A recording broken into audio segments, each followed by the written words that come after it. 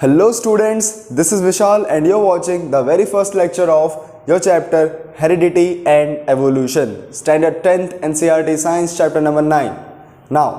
This chapter is a bit different from other one. Why so? Because पहले जितने भी chapters हुए हैं उनके बारे में आपने कभी ना कभी कहीं ना कहीं सुना था, थोड़ा सा बेसिक आइडिया था. But this Heredity and Evolution, this is totally different concept for you. You have never come across before this one. Right so आज हम लोग इसी को थोड़ा सा अनलॉक करेंगे and I will tell you this chapter is a bit confusing one but you can master it. How? Just remember the basic terminologies as well as you must know the probability of mathematics. इसमें थोड़ा सा काम है, जब हम crossing करवाएंगे trades characteristics का तो उसमें थोड़ा सा काम होगा. So let's get started with this new chapter.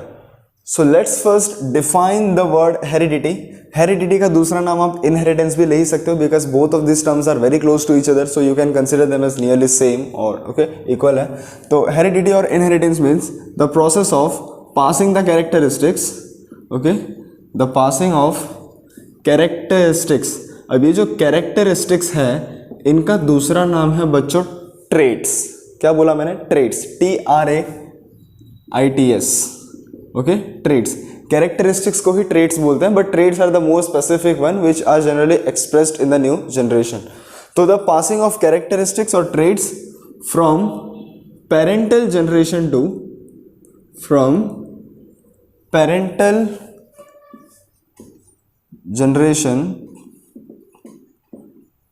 To the new offspring और you can also say progeny.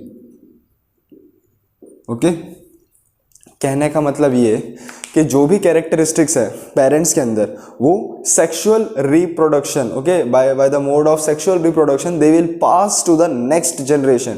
यानी हमारे जनरेशन, मान लो मैं हूँ, okay, if I marry someone and if I have sons and daughters then parents के जो भी कैरेक्टरिस्टिक्स हैं वो मेरे बच्चों में भी आएंगे, है ना. तो वैसे ही कोई भी कैरेक्टरिस्टिक्स अगर पास ऑन होते हैं from parental generation to the next generation that is called heredity और इनहेरिटेंस. विरासत में कुछ कैरेक्टरिस्टिक्स मिलती है. For example if I were to marry a couple, मान लो रमेश, ठीक है, और यहाँ पे ले लेते मोहिनी.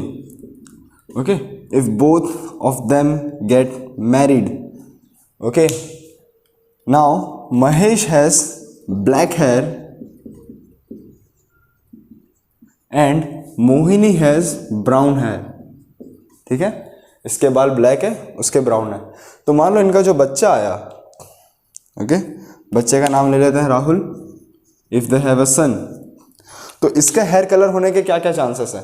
सो इसके बाल ब्लैक हो सकते हैं, पापा के ब्लैक है.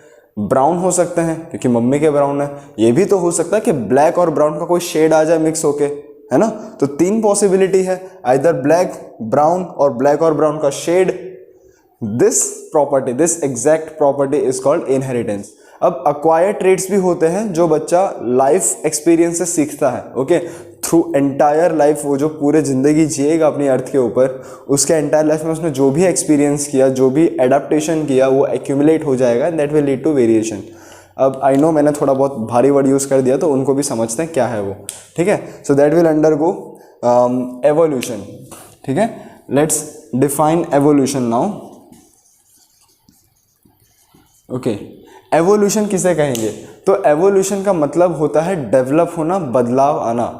Okay, so if I want to define evolution, I will write it as the accumulation of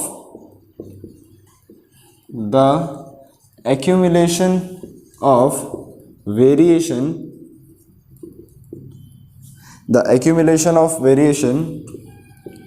which results in development of a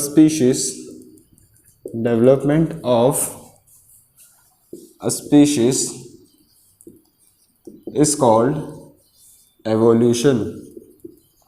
ठीक है, ओके. तो अब क्या है evolution? The accumulation of variation, जिससे कोई भी एक स्पीशीज डेवलप हो जाए. स्पीशीज का मतलब आप जानते ही होंगे, राइट? जैसे we human beings are homo sapiens, है ना। तो हमारा जो जीनस है वो होमो है, स्पीशीज हमारा सैपियंस है। तो ऐसे कोई भी स्पीशीज अगर किसी चेंज के थ्रू गुजरती है, ओके, उनमें कोई ना कोई चेंज आता है। Change means what, this variation, okay. Accumulation मतलब वो वेरिएशन उनके अंदर रह जाने वाला परमानेंटली, राइट। सो वो वेरिएशन अगर उनके अंदर एक्यूमुलेट हो गया तो उनकी बॉडी में कुछ ना कुछ चेंज आएगा, and that change is defined as evolution. Evolution मतलब ओवरऑल डेवलपमेंट। वो अच्छे के लिए भी हो सकता है, ज़रूरी नहीं कि हर बार अच्छा ही हो एवोल्यूशन होके, है ना। It is not necessary that positive development is only there, कभी कभी ये नुकसानदायक भी होता है, ओके। अब एवोल्यूशन का एक एग्जांपल समझो। सबसे पहले बंदर थे, चिंपैंजीज, ओके। चिंपैंजीज में से थोड़ा अर्ली ह्यूमन बींग्स जो बने, ओके। फिर अर्ली ह्यूमन बींग से मतलब उनका जो स्पीशीज था उसको होमो इरेकस बोलते हैं, okay. The scientific name of early humans were Homo erectus, हमारे एंसेस्टर्स। तो होमो इरेकस से लेकर के होमो सैपियंस तक बनने की जो जर्नी है, that exactly is called evolution. आया समझ में? So that was an example, right. So I think कि हेरिडिटी एंड एवोल्यूशन ये दोनों टर्म आपको क्लियर है। तो चलो, मैंने आपको ये तो बता दिया हेरिडिटी एंड एवोल्यूशन क्या है, but what is the need of all this? Evolve होना क्यों है, क्या जरूरत है? क्या तभी जिंदा नहीं रहते थे पहले के लोग? बिल्कुल रहते थे ना। पहले भी species they used to survive in any of the conditions, but what happened that we evolved. तो बच्चों, एवोल्यूशन तभी होता है, the need of evolution is only done when the nature changes और योर सराउंडिंग चेंजेस, है ना। तब evolution होगा जब जब आजू बाजू का जो क्लाइमेट है, जो माहौल है, वो बदलेगा। और उस बदलाव में ढलने के लिए, in order to adopt that change, because change is inevitable, है ना। वो तो कोई रोक नहीं सकता उसे, चेंज तो होना ही है, ओके। आजू बाजू में जो भी है नेचर में तो चेंज होगा ही। So to adopt that change the species underwent variation, okay. अब चलो मैं आपको समझाता हूँ ये कैसे होगा एग्जैक्टली। इफ कंसिडर ये मेरा जनरेशन है G1, ठीक है, जनरेशन 1 पेरेंटल जनरेशन है, ठीक है।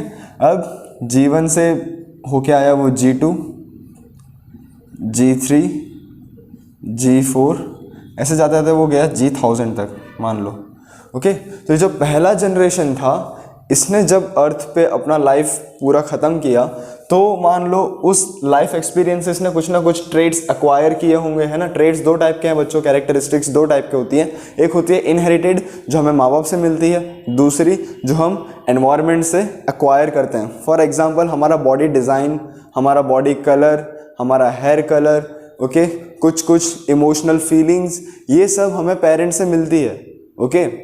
इनहेरिट करते हैं हम उनसे। कुछ चीज़ें हम लोग सराउंडिंग से सीखते हैं, जैसे हमारा बिहेवियर, ओके। हमको जैसे ट्रीट किया जाएगा बचपन में, हमारा बिहेवियर सॉर्ट ऑफ ऐसा ही हो जाता है। Manners, right, memory, okay, muscles, है ना, क्योंकि वो तो आप मान लो बचपन से तो मसल्स लेके कोई पैदा होता है नहीं। हाँ, अगर जेनेटिकली आपका बॉडी शेप बहुत अच्छा है तो बहुत बड़ी अच्छी बात है, नहीं तो फिर आप गेन तो कर ही लेते हो जिम जाके, ठीक है। So all of this traits are acquired traits.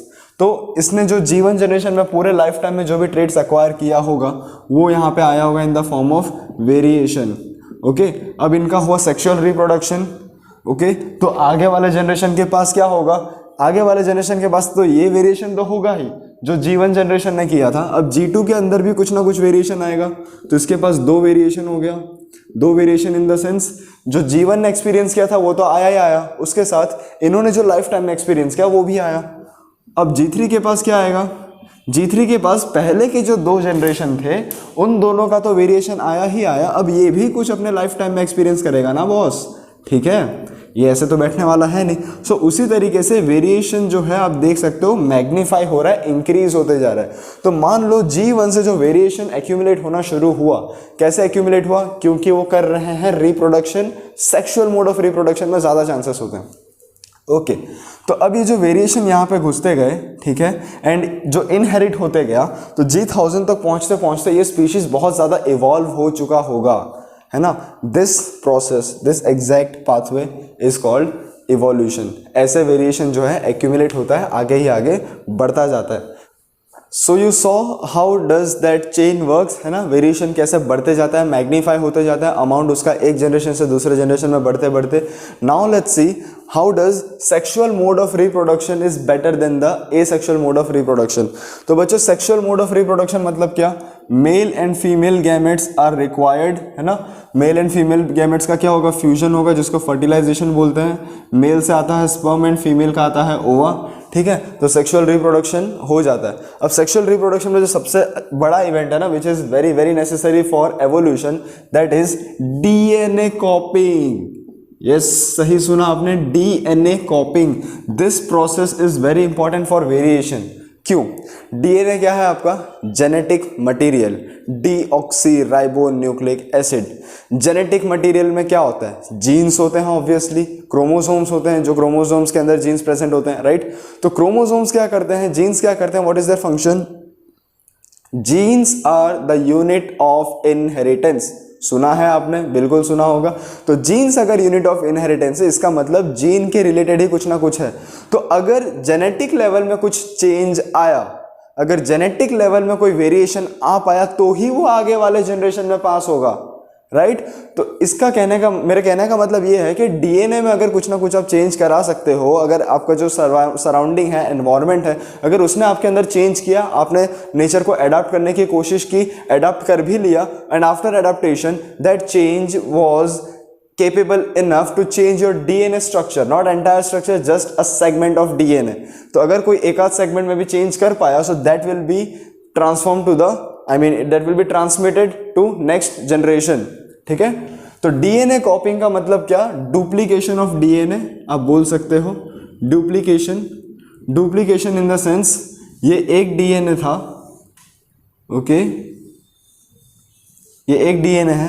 अब इसमें दो स्ट्रैंड्स दिख रहे हैं आपको, जैसे आपको पता है ना, 5 प्राइम 3 प्राइम 5 प्राइम 3 प्राइम, ऐसा बोलते हैं अपने, ठीक है. इसका डुप्लीकेशन होने के बाद एक और स्ट्रैंड एग्जैक्टली इसकी तरह बन जाएगा, ओके. ये कैसे होता है वो आपको अभी पढ़ने की जरूरत नहीं है, हायर स्टैंडर्ड्स में आएगा, ठीक है, डोंट वरी अबाउट इट. तो अभी दो डीएनए हो गए. तो मान लो इस डीएनए में, इस जीन सेगमेंट में ऐसे ऐसे लाइंस होते हैं ना डीएनए में, आपको पता ही होगा, राइट. तो मान लो इस जीन सेगमेंट में कुछ ना कुछ चेंज आ गया, okay, this gene segment got changed. तो ये डीएनए का जो स्ट्रैंड है ये एग्जैक्टली कॉपी हुआ, तो वही चेंज यहाँ पे भी दिखाई देगा, इस वाले में भी. एंड उसके ऊपर रिस्क फैक्टर क्या है कि डीएनए कॉपिंग के टाइम पे there are a bit chances of minor errors, okay. पूरा का पूरा जो डीएनए कॉपिंग है वो पूरा एक्यूरेसी से नहीं हो पाता, राइट, क्योंकि there are lot of mechanisms and processes going on while cell divides. तो डीएनए कॉपिंग, जब सेल डिवीजन हो रहा होगा तो डीएनए कॉपी भी होगा. एंड डीएनए कॉपिंग के दौरान अगर छोटा सा कोई डिफेक्ट हो गया, कोई एरर आ गया, तो वो एरर आगे बढ़ता ही जाएगा, क्योंकि कॉपी तो होता ही रहेगा, राइट. तो वो जो एरर इन डीएनए कॉपिंग है, that will lead to variation, okay. So you can say error in DNA copying और error in DNA duplication will give you variation, उसका कुछ ना कुछ चांस बनेगा, alright. So this is the essence, है ना, जैसे एवोल्यूशन होता है. एंड सेक्सुअल रिप्रोडक्शन क्यों, क्योंकि उसी में डीएनए कॉपिंग का ज़्यादा से ज़्यादा चांसेस है. And both the parental generations are, both the parental gametes are involved, both the parental gametes are involved.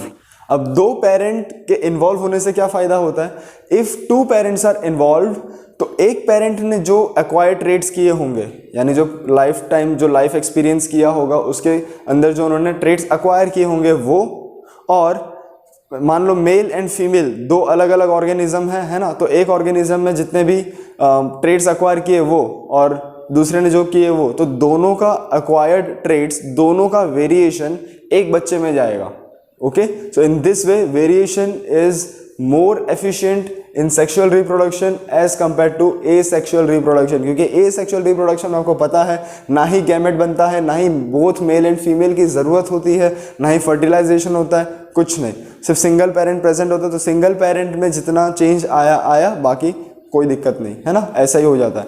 But in sexual reproduction there are two parents involve, दोनों पेरेंट्स ने अपने लाइफ टाइम एक्सपीरियंस में कुछ ना कुछ variations लिए होंगे, है ना, कैरेक्टरिस्टिक्स कुछ ना कुछ एक्वायर किए होंगे, ट्रेड्स एक्वायर किए होंगे, वो लोग सेक्सुअल रिप्रोडक्शन के टाइम पे डीएनए कॉपिंग से आगे बढ़ेगा, alright. So this is how the sexual reproduction dominates over asexual reproduction in the terms of accumulation of variation. तो चलिए कुछ पॉइंट्स पे नजर डालते हैं. Inheritance from the previous generation provides both a common basic design as well as subtle changes in it. Common basic design का मतलब क्या भैया? इंसान का बच्चा दिखेगा इंसान की तरह, कुत्ता तो पैदा होगा नहीं, सीधी सी बात है ना. तो बॉडी बेसिक बॉडी डिज़ाइन का मतलब जैसे आपके पेरेंट्स की बॉडी है वैसा बेसिक बॉडी डिज़ाइन आपको भी मिलेगा इफ़ नथिंग गोज रॉन्ग, है ना. If the mother is pregnant and something happens to her, any accident और एनी अनयूजुअल थिंग, और if she underwent any kind of disease और रेडियो एक्टिव वेव्स या फिर न्यूक्लियर वेव्स, कुछ ना कुछ अगर ऐसा उल्टा सीधा हो जाता है तो चांसेस है कि जो बेबी हो उसका बॉडी डिफॉर्म हो सकता है. But if everything is normal under control then basic body design will be common between the parents and the children, right. As well as subtle changes. Subtle changes मतलब ऐसे changes which are not observable, ठीक है, बाहर से जल्दी दिखते नहीं हैं, यानी इंटरनल चेंजेस होंगे, नॉट ऑब्जर्वेबल चेंजेस, ठीक है, ऐसे चेंजेस. अब ये जो भी वेरिएशन है, does this provide equal chances of surviving in the environment for every species? Okay, मतलब कोई भी स्पीशीज जिस भी एनवायरमेंट में है, क्या वेरिएशन उन सभी स्पीशीज को इक्वल चांसेस प्रोवाइड करता है? ऑब्वियसली नहीं. क्यों? क्योंकि that depends on the type of environment the species lives in and the type of variation that has been done inside the species. okay? क्योंकि वेरिएशन अलग अलग जगह पे अलग अलग जीन्स पे हो सकता है जिसके वजह से अलग अलग कैरेक्टरिस्टिक्स फॉर्म होंगे ना, है ना. तो हम ऐसा कैसे बोल सकते हैं कि सभी को इक्वल मिला होगा, ठीक है. किसी का स्ट्रेंथ इंक्रीज हो गया होगा, किसी का बॉडी कलर अलग हो गया होगा, किसी की इम्यूनिटी अच्छी हो गई होगी. So you never know, right. तो variation is different, so it will provide different chances, ठीक है. Now selection of the variants by environmental factors forms the basis of evolutionary processes. बहुत इंपॉर्टेंट पॉइंट है. मतलब जो environmental factors है, जो surrounding factors है, वो डिसाइड करेंगे कि आप में किस लेवल का वेरिएशन आएगा. फॉर एग्जाम्पल, अगर जो मैंने पहले अर्थ के टेम्परेचर की बात की, okay, suddenly if the heat waves start generating और अर्थ का ओवरऑल टेम्परेचर बढ़ गया, तो वो बैक्टीरिया सर्वाइव कर सकते हैं जो थर्मल कंडीशंस में पहले से रहते थे, या फिर वो ऑर्गेनिज्म सर्वाइव कर सकते हैं जिनको उनकी हैबिट है, ओके, थर्मल जगह पे रहने की. ओके, सो उनके अंदर कुछ जो वेरिएशन आएगा वो कोल्ड रीजन वाले से तो ऑब्वियसली ज़्यादा ही होगा, सीधी सी बात है. ओके, और अगर आपके अंदर एडाप्टेशन हो गया, मान लो एक टाइम के लिए आपने अडाप्ट कर लिया, फिर नेचर चेंज हो गया, है ना, तो क्या कर सकते हो? कुछ भी नहीं. सो अगर बहुत ज़्यादा चेंज हो जाता है सराउंडिंग में तो वो भी अडाप्ट करना बहुत मुश्किल हो जाएगा शॉर्ट पीरियड ऑफ टाइम में. तो it depends on the environmental factors, how the nature treats you, you will have variation according to that only. अब सेक्सुअल रिप्रोडक्शन में ऐसा तो क्या खास बात है कि वेरिएशन के ज़्यादा चांसेस होते हैं क्योंकि उनके अंदर होता है मियोसिस. अगर 9th में पढ़ा हो तो माइटोसिस एंड मियोसिस दो टाइप के सेल डिवीजन होते हैं. डीप में नहीं ले जा रहा हूँ, सिर्फ ये बता रहा हूँ कि मियोसिस में ज़्यादा वेरिएशन होने के चांसेस हैं, ठीक है, क्योंकि मियोसिस किस लिए होता है भाई? सेक्सुअल सेल्स के अंदर, ठीक है. तो अगर आपको एग्जाम में पूछ लिया जाए कि which type of cell division favours the variation, तो आंसर आएगा मियोसिस, राइट. तो चलो अब देखेंगे हेरिडिटी को. Okay, so when we talk about heredity, we must remember the great personality named Gregor Johann Mendel. He is also known as the father of inheritance, ठीक है, क्योंकि इनके काम के वजह से what did he do? Mendel's experiment जो इन्होंने कैरी आउट किया था, उस एक्सपेरिमेंट को बोलते हैं Mendel's experiment. He demonstrated many of the laws. What are the laws? Law of inheritance, law of segregation and law of dominance. ये सिर्फ मुझे पता था तो मैंने बता दिया आपको, but you don't have to go into detail, ठीक है. तो इसको बस ऊपर ऊपर से देख लो. नाउ ही यूज्ड और he chose garden pea plant, the scientific name is Pisum sativum, to carry out his experiments. अब गार्डन पी प्लांट ही क्यों, दूसरा कोई प्लांट क्यों नहीं? मान लो अगर उन्होंने कोई बड़ा प्लांट लिया था, बनियान ट्री या नीम ट्री, तो कैरेक्टरिस्टिक्स तो और दिखते, है ना. लेकिन बच्चा लोग ये सारे कैरेक्टरिस्टिक्स में चेंज देखने के लिए खुद जोहान मेंडल ही जिंदा नहीं होता, है ना, क्योंकि बनियान ट्री का जो लाइफ टाइम है वह बहुत ज़्यादा है. या फिर कोई भी ऐसा बड़ा ट्री ले लो जिसको ग्रो होने में 20-30 साल लगेंगे, तो उसके अंदर कैरेक्टरिस्टिक्स में चेंज देखने के लिए खुद ये जोहान मेंडल जिंदा होता क्या? नहीं होता ना. और ये तो भरोसा भी नहीं कर सकता कि आगे जाके कोई इसका काम बढ़ाएगा या नहीं बढ़ाएगा. सो गार्डन पी प्लांट चूज़ करने का रीज़न ये था, ये जो पी प्लांट है दैट इज़ मटर, है ना, मटर की सब्जी खाते हो आप, वही प्लांट है. क्योंकि इसका जो लाइफ टाइम है, जो लाइफ स्पैन है, बहुत शॉर्ट है, बहुत जल्दी ग्रो हो जाता है, ठीक है. तो इससे क्या एडवांटेज मिलता कि ये उसके बहुत सारे जनरेशन्स को देख सकते हैं कि क्या चेंज आ रहा है. Okay, he can observe many of the changes, वो वेरिएशन देखने के लिए जिंदा होते. दूसरी बात कि इट हैज़ ऑब्जर्वेबल कैरेक्टरिस्टिक्स, जैसे टॉल प्लांट, टॉलनेस एक ट्रेट हो गया, ठीक है. कलर एक ट्रेट हो गया, सीड का कलर, फ्लावर का कलर, देन उसका सीड का टाइप, शेप, राउंड है क्या रिंकल्ड है, तो ये सारे कैरेक्टरिस्टिक्स इजीली ऑब्जर्वेबल है। तीसरी बात कि ये जो प्लांट है garden pea plant, that is not seasonal, है ना, 12 के 12 महीने ग्रो होता है, कोई नखरे नहीं है, कोई ड्रामा नहीं है, कोई रिक्वायरमेंट नहीं है, चुपचाप पानी दो, सॉइल थोड़ा सा फर्टाइल हो, ग्रो हो जाएगा 12 मंथ्स, ठीक है। तो through out the year you can grow this, life span is short, easily observable characteristics, this makes this plant the favourite for Mendel's experiment. अब मेंडल ने क्या एक्सपेरिमेंट किया, चलो वो भी देखा जाए। So let's see Mendel's experiment. So he choose the garden pea plant. तो जो फर्स्ट जनरेशन था, F1 जनरेशन में उन्होंने लिया एक tall plant, okay, consider this as the tall plant, ठीक है, ये जो आपका टॉल प्लांट है वो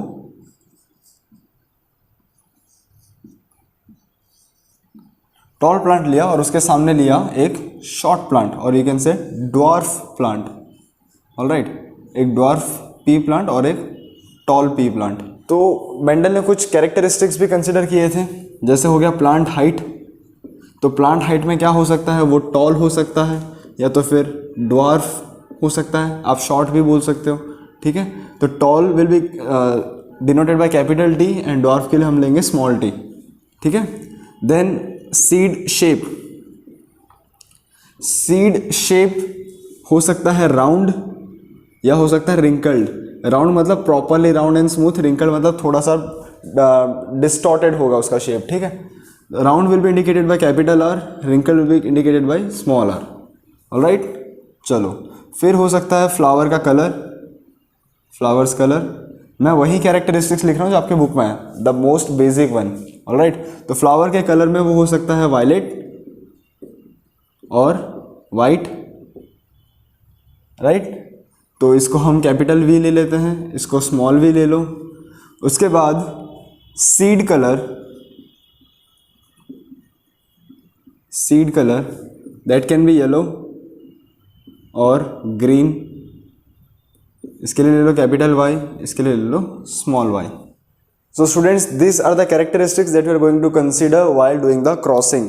अब मैं कब से क्रॉसिंग कर रहा हूँ। क्रॉसिंग का मतलब क्या होता है, crossing means combination of two genes from two different organism, मतलब एक ही स्पीशीज के दो अलग अलग ऑर्गेनिज्म से जो हम जीन्स लेंगे वो। तो मान लो पहला जो मेरा जनरेशन है F1 जनरेशन, ओके। अब यहाँ पे F क्यों बोलते हैं, ये F आता है फीलियल के लिए, द वर्ड फीलियल। तो F1 जनरेशन इज हैविंग, एक मैंने प्लांट लिया कैपिटल टी और एक ले रहा हूँ मैं स्मॉल टी, ठीक है। कैपिटल टी स्मॉल टी, यानी क्या, मैंने एक टॉल प्लांट लिया पी प्लांट और एक लिया ड्वार्फ, ठीक है, एक टॉल प्लांट और एक ड्वार्फ प्लांट। तो अब यहाँ पे हम यूज करेंगे प्रोबेबिलिटी, है ना, प्रोबेबिलिटी यूज करेंगे।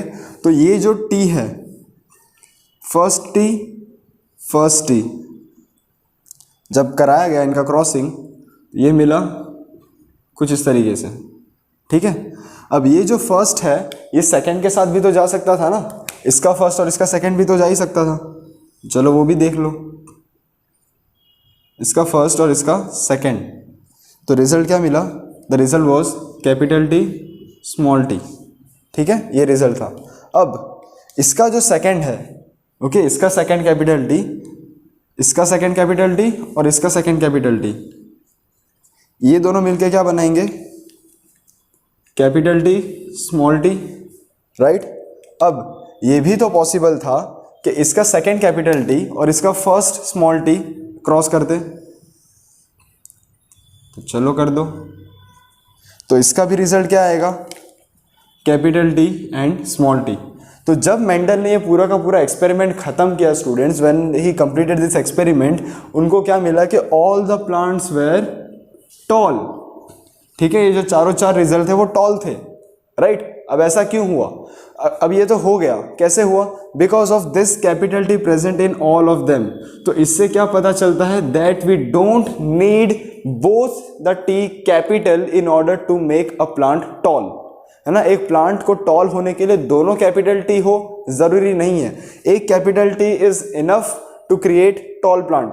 ये कैसे पता चला, क्योंकि जब मेंडल ने पहला एक्सपेरिमेंट कैरी आउट किया, this F1 generation, this didn't have any medium heighted plant और शॉर्ट प्लांट।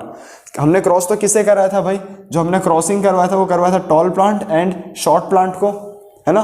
तो टॉल एंड शॉर्ट को जब क्रॉसिंग करवाया तो एक भी मीडियम हाइट वाला नहीं मिला, जबकि मिलना चाहिए था, चांसेस तो वहां भी थे, है ना।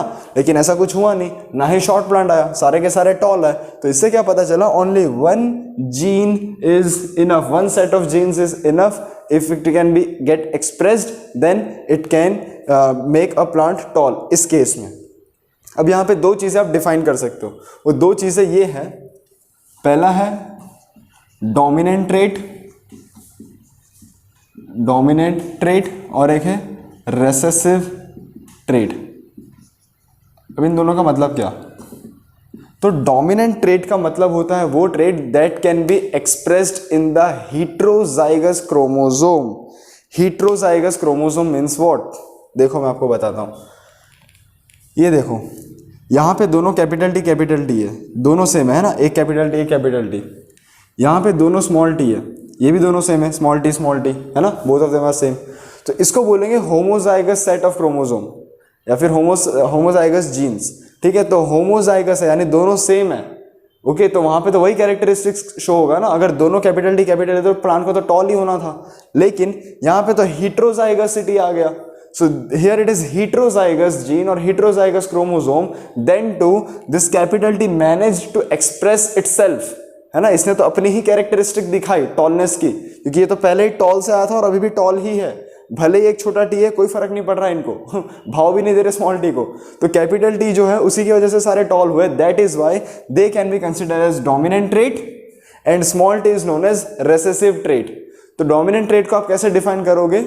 The trait which can be expressed और which dominates the other trait in the heterozygous set of chromosome or heterozygous pair of genes, and recessive trait is which cannot express itself or cannot express its characteristics in the heterozygous chromosome or heterozygous pair of genes, okay। अब इन jeans को दूसरा नाम है alleles, okay. इनको alleles भी बोलते हैं, जो एक्सप्रेस होते हैं ना कैरेक्टरिस्टिक्स, उनको अलील्स भी कहेंगे, ऑलराइट। सो अब ये जो क्रॉस था ये सिर्फ एक कैरेक्टरिस्टिक को लेके हुआ, दैट इज हाइट, है ना। तो इसको बोलेंगे हम मोनोहाइब्रिड क्रॉस, मोनोहाइब्रिड क्रॉस। तो बच्चों अगर आप F1 जनरेशन का रेशियो निकालोगे तो रेशियो निकालने के लिए कुछ है ही नहीं, क्योंकि सारे प्लांट टॉल हाइटेड है, ठीक है। अब हम लोग इसका F2 जनरेशन निकाले तो okay, I will draw the F2 generation over here. यहाँ पे मैं आपको बताता हूँ F2 जनरेशन कैसे होगा। This was F1 generation, the first filial generation, now F2 generation. F2 का मतलब क्या? इनके जो रिजल्ट्स बने ना, इन्हीं में से अगला पेयर ऑफ क्रॉसिंग होगा, ठीक है। तो नेक्स्ट क्रॉसिंग के लिए आई हैव, मान लो इन दोनों को ले लिया मैंने, तो क्या है मेरे पास? टी टी, ओके, बड़ा टी छोटा टी, बड़ा टी छोटा टी, इनका कराऊंगा मैं क्रॉसिंग, बराबर। अब इनके क्रॉसिंग में क्या निकल के आएगा, चलो देखते हैं। तो पहला चांस क्या है कि कैपिटल टी और इसका फर्स्ट टी, है ना, दोनों के पहले पहले टी। तो पहले टी को लेकर क्या बना? आपका बना कैपिटल टी, ऑलराइट। चलो नाउ चांसेस ये भी तो थे कि इसका जो कैपिटल टी है वो इसके स्मॉल टी के साथ आ जाए, तो उससे क्या बनता?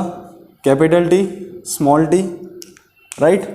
फिर अब क्या होगा? इसका जो स्मॉल टी होगा, दिस स्मॉल टी, इसका फर्स्ट, आई मीन इसका सेकंड एंड इसका सेकंड, ये दोनों कर सकते हैं। तो इसमें क्या बनता? Small T, right. अब क्या होगा? नाउ ये भी तो चांसेस था कि इसका सेकंड वाला और इसका फर्स्ट वाला मिल जाए। यहाँ पे क्या बनेगा? यहाँ बनेगा आपका कैपिटल टी स्मॉल टी। अगर स्मॉल टी आगे आ रहा है कैपिटल टी बाद में तो भी कोई दिक्कत नहीं है, आप ऐसे लिख सकते हो, ठीक है, आपका उससे गलत नहीं हो जाएगा, right. So that is also correct. चलो, तो अब यहाँ पे बच्चों आप लोग क्या देख रहे हो? You can observe F1 generation में कोई भी दो कैपिटल टी नहीं थे, है ना। लेकिन जब मेंडल ने एक्सपेरिमेंट किया तो सेकेंड वाले में भी एक तो टॉल तो आया, तो ये चीज आई उसमें, ओके। अब इसमें टोटली न्यू आया, टोटली न्यू कैरेक्टरिस्टिक था ये कि एक शॉर्ट प्लांट उसको मिला आगे जाके, है ना। F2 जनरेशन में देखो एक टोटली डॉर्फ प्लांट मिल गया। यहाँ पे था एक भी भाई डॉर्फ प्लांट? नहीं था। तो अगर यहाँ पे एक भी डॉर्फ प्लांट नहीं था तो यहाँ पे कैसे आ सकता है वो? तो मेंडल ने अपना दिमाग लगाया कि जरूर यहाँ पे उसका जो छोटा वाला जो रेसेसिव जीन है वो यहाँ पे रहा होगा, तो ही चांसेस है कि वो आगे जाके डॉर्फ प्लांट मिलेगा। सीधी सी बात है ना, अगर यहाँ पे मान लो स्मॉल टी होता ही नहीं, इन दोनों के अंदर क्रॉसिंग होता ही नहीं, क्रॉसिंग में ये जीन्स एक्सचेंज ही नहीं होते, कॉम्बिनेशन होता ही नहीं, डीएनए कॉपी नहीं होता, तो यहाँ पे ये शॉर्ट प्लांट कैसे आता? सीधी बात है ना, सिंपल सा लॉजिक है ना, कि अगर यहाँ पे शॉर्ट प्लांट आया है, that proves that combination of genes has taken place over here by the sexual mode of reproduction and the genes have been crossed from the both parental genes to the new offsprings or the new progeny and that led to the creation of a short plant over here. Okay अब यहाँ पे अगर मैं ratio निकालूंगा तो यहाँ पे मैं निकाल सकता हूँ। तो रेशियो क्या है भाई, 3 प्लांट तो टॉल है, 1 2 3 तीनों टॉल है, तो 3:1 का रेशियो बन रहा है ना। 3 टॉल है और 1 जो है वो आपका शॉर्ट है, राइट। ठीक है, देखो कैपिटल टी भी टॉल है and capital T small T भी टॉल है, सिर्फ एक कैपिटल टी चाहिए प्लांट को टॉल बनाने के लिए। अब यहाँ पे मुद्दे की बात ये है स्टूडेंट्स कि ये तो हो गया आपका फिनोटाइपिक रेशियो, इसको बोलेंगे फिनोटाइपिक रेशियो, जो एक्सटर्नल कैरेक्टरिस्टिक्स का है ना, जो आपको दिख रहा है। फिनोटाइपिक रेशियो के प्लांट टॉल है, शॉर्ट है, ये आप देख सकते हो, लेकिन ये जीन्स को तो देख नहीं सकते ना। इसको तो हमने हाइपोथेटिकली सेट किया, प्रोबेबिलिटी रूल्स यूज किए हमने मैथमेटिक्स के, कि अगर यहाँ पे स्मॉल टी नहीं होता तो यहाँ पे तो क्रॉसिंग होने का चांस ही नहीं था। ठीक है, तो इन कैरेक्टरिस्टिक्स को बोलेंगे, ये जो है इसको बोलेंगे जीनोटाइपिक रेशियो, जहाँ पे जीन्स को कंसिडर करेंगे हम। तो जीनोटाइपिक रेशियो अगर मैं निकालूं मोनोहाइब्रिड क्रॉस का, ओके, मोनोहाइब्रिड क्रॉस का अगर मैं जेनेटिक रेशियो निकालूं तो क्या निकलेगा? कैपिटल टी कितने हैं? एक ही है, okay, 1:2। Capital T small T कितने हैं? 2 है, 1:2। स्मॉल टी कितना है? 1 है। So this is the genotypic ratio of monohybrid cross of the pea plant when we are going to determine the height.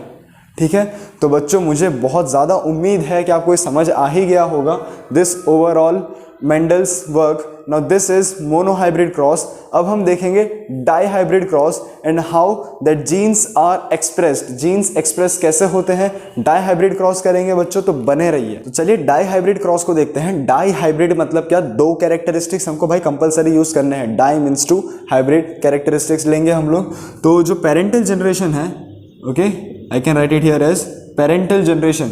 तो पेरेंटल जनरेशन में मैं 2 जो प्रॉपर्टीज या फिर जो कैरेक्टरिस्टिक्स ले रहा हूं वो मैं लूंगा सीड का शेप एंड सीड का कलर।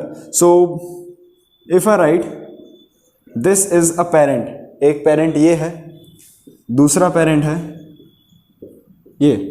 ठीक है, तो अब इस देख के आपको क्या पता चल रहा है कि जो पहला पेरेंट है that is having round and green seeds, है ना। Seed shape and seed colour की बात कर रहे हैं हम लोग। तो राउंड उसका सीड है, ग्रीन उसका कलर है। ओके, चलो अब दूसरा जो है छोटा आर है, तो छोटा आर इज फॉर रिंकल्ड, है ना, small R which represents the wrinkled shape and capital Y means yellow seed.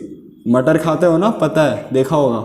चलो, तो round and green, wrinkled and yellow का क्रॉसिंग हो रहा है। तो अब हम लोग जैसा पहले किया था प्रोबेबिलिटी, लेकिन यहाँ पे एक छोटा सा चेंज ये है बच्चों कि यहाँ पे आपको दोनों में से सेट ऑफ जीन्स निकालना है। सेट ऑफ जीन्स के कहने का मतलब क्या है? इसमें से 2 अलग अलग जीन लो। तो एक हो सकता है आपका कैपिटल आर स्मॉल वाई, लिख दो। दूसरा भी आपका क्या होगा? Capital R and small Y, लिख दो यहाँ पे। उसके बाद small R capital Y, small R and capital Y. दूसरा भी वही होना है, small R and capital Y. Okay, तो यहाँ पे आपने सारे पेयर्स ऑफ जीन्स ले लिए, और जब पेयर्स ऑफ जीन्स लिए so this was the parental generation, और यहाँ पे आएगा आपका F1 जनरेशन। तो F1 जनरेशन जब आया, what did you got? You got it as, अगर मैं इन दोनों का करवाऊँ हाइब्रिड क्रॉस, तो R एंड Y कुछ ऐसा मिलेगा। इस केस में भी यही मिलेगा, R Y। लेकिन सिर्फ इतने में ख़त्म नहीं हो जाएगा, है ना। There are lot of chances, क्योंकि यहाँ पे तो डबल है, अभी बहुत सारा क्रॉसिंग बाकी है। तो स्टूडेंट्स, F1 जनरेशन का रिजल्ट आ चुका है। तो आप लोग को अगर दिख रहा हो तो F1 जनरेशन के रिजल्ट में क्या है? Round and yellow seeds are there, है ना। राउंड एंड येलो वाली कैरेक्टरिस्टिक्स आपको इसमें दिख रही होगी, सीधी सी बात है। चलो, अब अगर मैं F2 जनरेशन का कराऊं, ठीक है, F2 generation, the second filial generation I am writing over here. तो F1 जनरेशन के पहले आपको जीन्स तो लिखने ही पड़ेंगे, R and Y। The next one is R Y and Y। अब इनमें से भी अगर मैं क्रॉसिंग करवाऊंगा F2 जनरेशन का, तो कुछ पेयर ऑफ क्रोमोसोम्स या पेयर ऑफ जीन्स मुझे निकालने पड़ेंगे।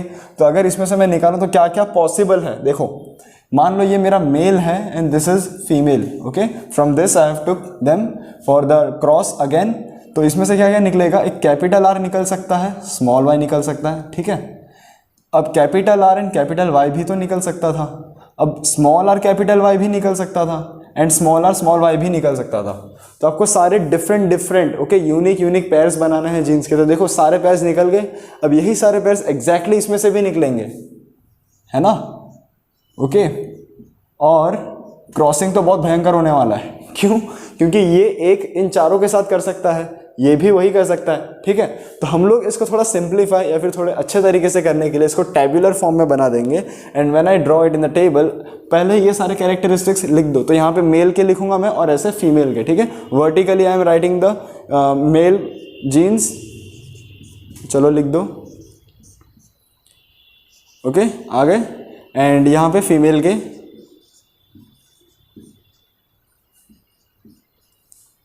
All right.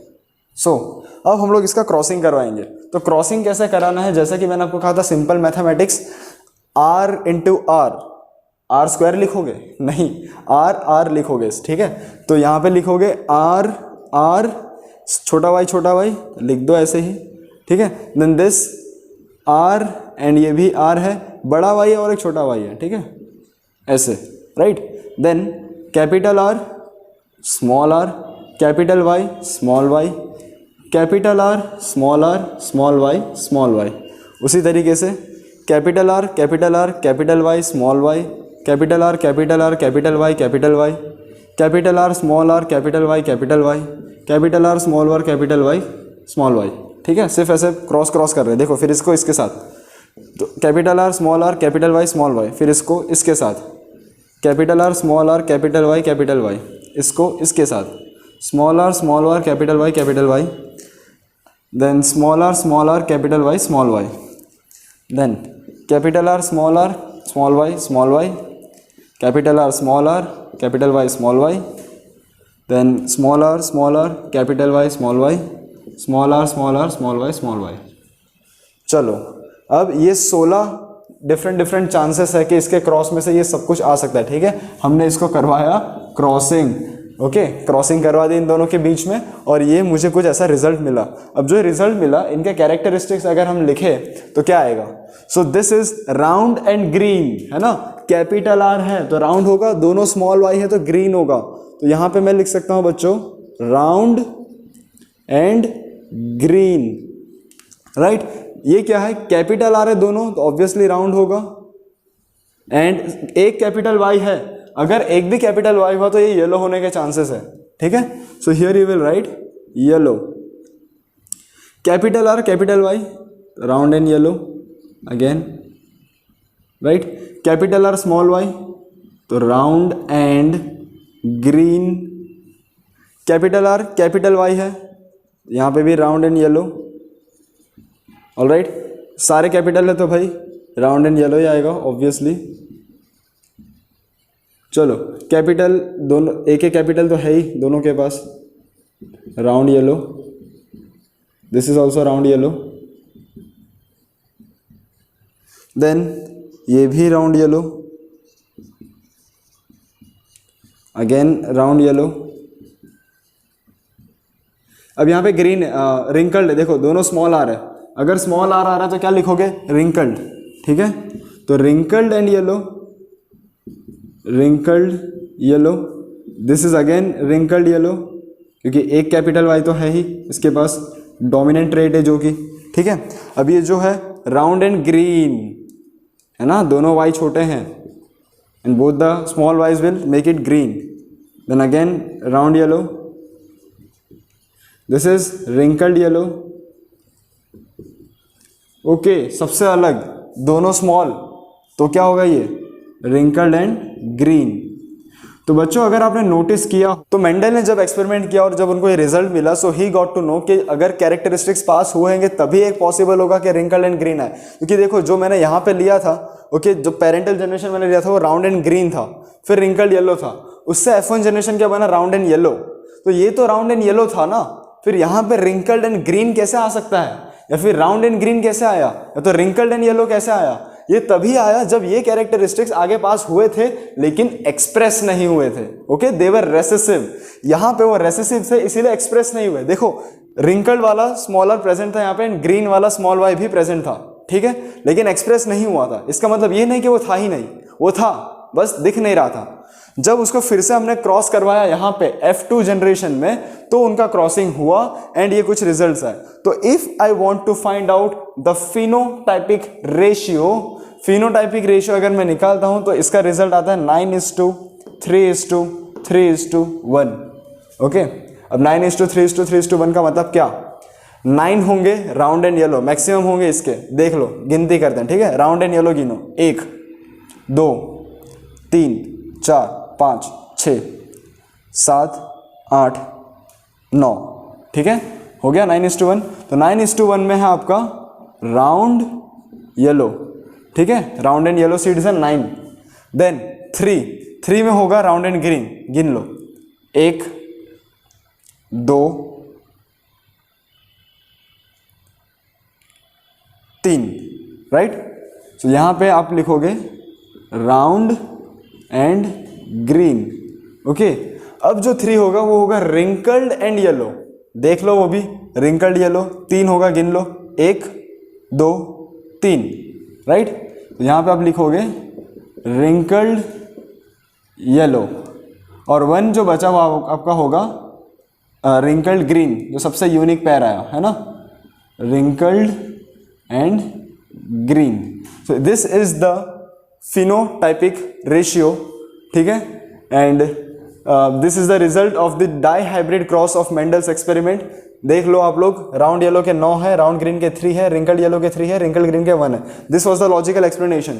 ओके, आप याद भी रख सकते हो डायरेक्टली कि डाई हाइब्रिड क्रॉस का जो भी रिजल्ट था दैट वाज 9:3:3:1, ठीक है, and this is the tabular form जो आपको लॉजिकली करना है, बहुत इजीली हो जाएगा ये, ठीक है। तो this was overall the dihybrid cross, ठीक है, इस पूरे का नाम है die hybrid cross.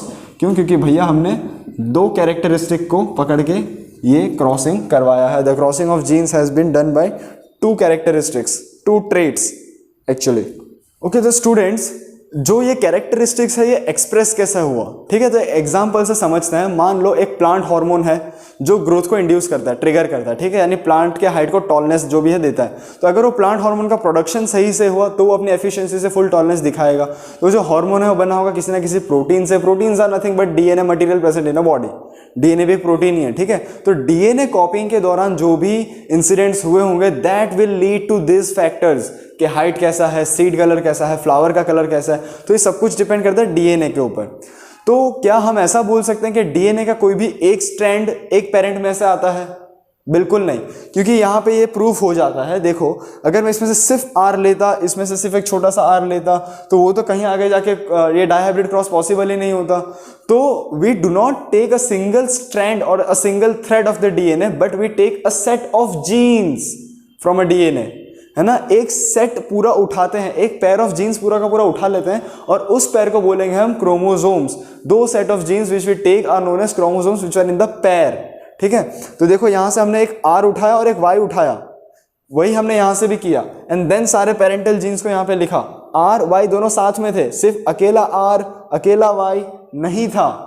Got it? So we instead of taking a single thread of the DNA we take a set of gene which is chromosome। एक chromosome उठा लेते हैं हम। तो एक क्रोमोसोम पेरेंट में से, एक क्रोमोसोम एक क्रोमोसोम मेल में से, एक क्रोमोसोम फीमेल में से, तो सिंगल क्रोमोसोम जिनके अंदर सेट ऑफ जीन्स प्रेजेंट है। समझो, एक क्रोमोसोम में एक पेयर ऑफ जीन्स प्रेजेंट है, मैं 2 क्रोमोसोम नहीं बोल रहा, एक क्रोमोसोम, ये एक क्रोमोसोम है, ठीक है, ऐसा मैं बोल रहा हूं। सो एक क्रोमोसोम के अंदर सेट ऑफ जीन्स प्रेजेंट है, एंड उसको हमने जब टेक आउट किया, when we took it and we did the cross, then we found out that these were the results. तो एक क्रोमोसोम आएगा मेल का, एक क्रोमोसोम आएगा फीमेल का, दोनों के बीच में क्रॉसिंग होगा, फिर एक न्यू सेट ऑफ क्रोमोसोम्स निकलेगा जिसके रिजल्ट्स कुछ ये हैं। And in this way the DNA is stabilized. Meiosis में आपने देखा होगा only half number of chromosomes are pass to the next generation.